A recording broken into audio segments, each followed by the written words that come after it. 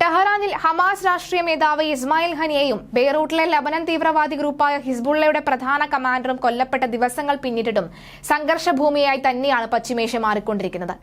ലബനനിലെ ക്ലാഷർ കേലയിലും there സിരിയാനിലും Israel നടത്തിയ ആക്രമണങ്ങൾക്ക് മറുപടിയുമായി ഹിസ്ബുള്ള ഇസ്രയേലിലേക്ക് ഡസൻ കണക്കിന് കത്യൂഷ റോക്കറ്റുകൾ വിക്ഷേപിച്ചതായുള്ള റിപ്പോർട്ടുകളാണ് വരുന്നത്. ഹിസ്ബുള്ള ഇസ്രയേലിനുള്ളിൽ കൂടുതൽ ആക്രമണം നടത്തുമെന്ന് പ്രതീക്ഷിക്കുന്നതായും ഇനി സൈനിക ലക്ഷ്യങ്ങളിൽ ഒതുങ്ങില്ല എന്നും ഇറാൻ പറഞ്ഞു.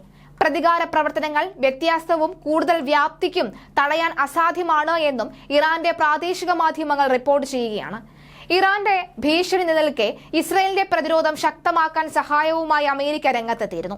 ഇറാന്റെയും അവർ പിന്തുണയ്ക്കുന്ന സായുധ സംഘടനകളുടെയും ആക്രമണങ്ങളിൽ നിന്ന് ഇസ്രയേലിനെ സംരക്ഷണം നടത്താൻ പശ്ചിമേഷ്യയിലേക്ക് കൂടുതൽ യുദ്ധക്കപ്പലുകളും യുദ്ധവിമാനങ്ങളും വിന്യസിക്കാനാണ് അമേരിക്കയുടെ പദ്ധതി.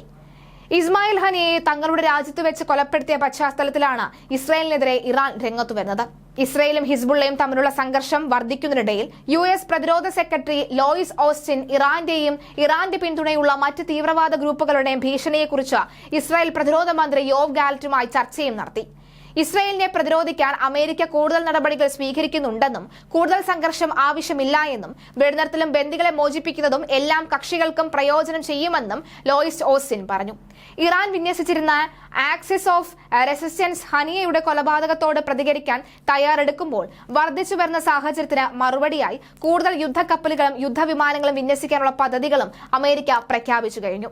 തങ്ങളുടെ ഉദ്യോഗസ്ഥരെയും ജൂതരാഷ്ട്രത്തെയും സംരക്ഷിക്കുന്നതിനുമായി ബന്ധപ്പെട്ട് പശ്ചിമേഷ്യയിൽ തങ്ങളുടെ സൈനിക സാന്നിധ്യം വർദ്ധിപ്പിക്കുകയാണെന്ന് ഇസ്രയേലിന്റെ സഖ്യകക്ഷിയായ US പറഞ്ഞു. US എബ്രഹാം ലിങ്കണിന്റെ നേതൃത്വത്തിൽ ഒരു വിമാനവാഹിനി കപ്പൽ സ്ട്രൈക്ക് ഗ്രൂപ്പും അധിക ബാലിസ്റ്റിക് മിസൈൽ പ്രതിരോധ ശേഷിയുള്ള ക്രൂയിസുകളും ഡിസ്ട്രോയറുകളും ഒരു പുതിയ ഫൈറ്റർ സ്ക്വാഡും വിന്യസിക്കുമെന്നും വാഷിംഗ്ടൺ പറഞ്ഞിരിക്കുകയാണ്. അതേസമയം ഹിസ്ബുള്ള വിക്ഷേപിച്ച മിക്ക റോക്കറ്റുകളും തങ്ങളുടെ ഡ്രോൺ സിസ്റ്റം തടഞ്ഞതായും ഇസ്രായേൽ പറയുകയാണ്. ബേറ്റ് ഹില്ലിന് സമീപം നിരവധി ആക്രമണങ്ങൾ തിരിച്ചറിഞ്ഞതായും ഇസ്രായേൽ അധികൃതർ പറഞ്ഞു. പ്രദേശത്ത് തീപിടുത്തമുണ്ടായതായി പ്രാദേശിക മാധ്യമങ്ങളും റിപ്പോർട്ട് ചെയ്യുന്നു. ജൂലൈ 31 ടെഹ്റാനിൽ പുതിയ ഇറാനിയൻ പ്രസിഡന്റ് മസൂദിന്റെ സത്യപ്രതിജ്ഞാ ചടങ്ങിൽ പങ്കെടുത്ത ശേഷമാണ് ഇസ്മായിൽ ഹനിയയെ കൊലപ്പെടുത്തിയത്. ഖത്തറിൽ താമസിച്ചിരുന്ന 62-കാരൻ 2007 മുതൽ ഖസാ മുനമ്പ് ഭരിക്കുന്ന ഹമാസിന്റെ രാഷ്ട്രീയ ബ്യൂറോയുടെ തലവനായിരുന്നു. എന്തായാലും നിലവിൽ അയാളെ കൊലപ്പെടുത്തിയതുമായി ബന്ധപ്പെട്ട നിരവധി വാർത്തകളാണ് പുറത്തു വന്നുകൊണ്ടിരിക്കുന്നത്.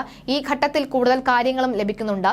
ഒരു യുദ്ധം അത് ഏത് നിമിഷവും പുറപ്പെടാനുള്ള സാധ്യത അത് തന്നെയാണ് മുന്നിലുള്ളത്.